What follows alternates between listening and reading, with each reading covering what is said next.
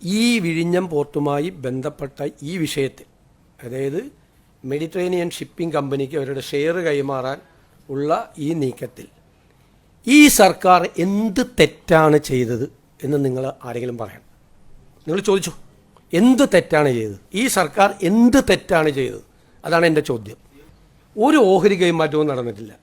ഓഹരി കൈമാറ്റം സംബന്ധിച്ച കൃത്യമായ വകുപ്പുകൾ കൺസെഷൻ എഗ്രിമെൻറ്റിലുണ്ട്.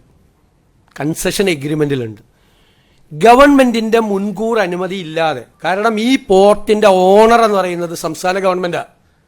അവർ കൺസെഷൻ എഗ്രിമെൻറ്റിൽ ഡെവലപ്മെൻറ്റും ഓപ്പറേഷനും നടത്താൻ വേണ്ടിയിട്ടുള്ള ഒരു പാർട്ടി മാത്രമാണ്. മനസ്സിലാക്കിക്കൊള്ളാം. ഗവൺമെൻറ്റാണ് ഓണർ. ആ അതോറിറ്റി, അതായത് ഗവൺമെൻറ്, സ്റ്റേറ്റ് ഗവൺമെൻറ്, ആ അതോറിറ്റിയുടെ അനുവാദം ഇല്ലാതെ അവിടെ 25% ഒരു ട്രാൻസ്ഫറും, അതായത് അവരുടെ ഷെയർ ട്രാൻസ്ഫർ ചെയ്യാൻ പാടില്ല.